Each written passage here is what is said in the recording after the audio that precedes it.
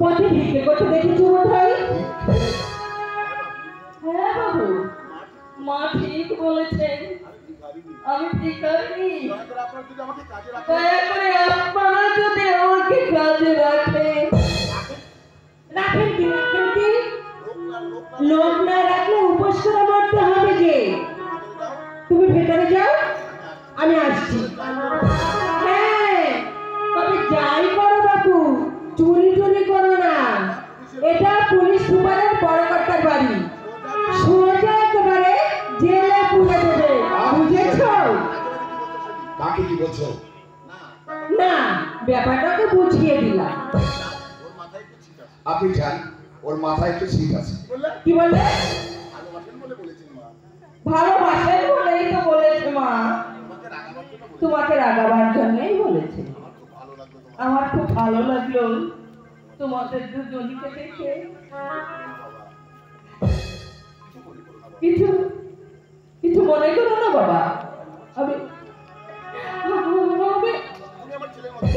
ছেলের মতো, তাই আমি তোমাকে তুমি বলে বললাম। আমি নিহাতি দুর্ভাগিনী, একটু শান্তির সন্ধান করে বেড়াচ্ছি, পাচ্ছি না বাবা,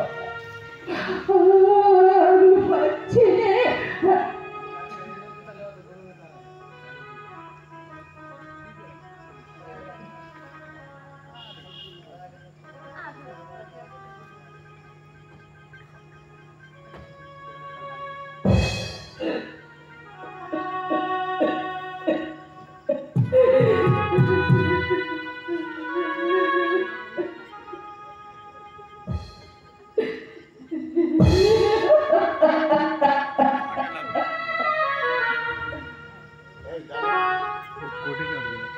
এই জানো, কি জানো? কিছুই জানি না।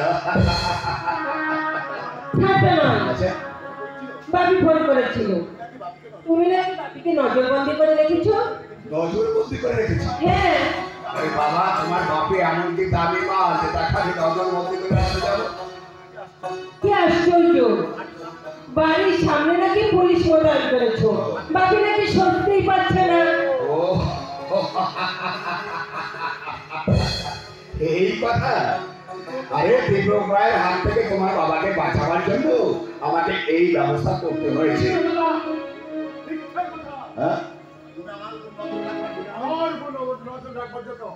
আমার বাড়ির সামনে পুলিশ পিকেটে বসেছ।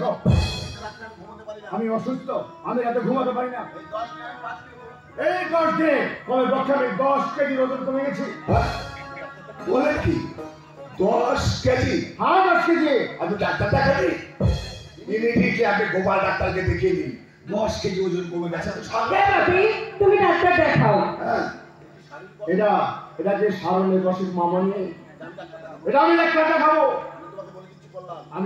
আমি তোমাকে বলে দিচ্ছি করলাম, আজকালের মধ্যে আমার বাড়ির সামনে থেকে পুলিশ থেকে তুলিয়ে নাও, তা না হলে আমি তোমার বিরুদ্ধে পুলিশ মন্ত্রী গাড়ি কৈফত চালাবো।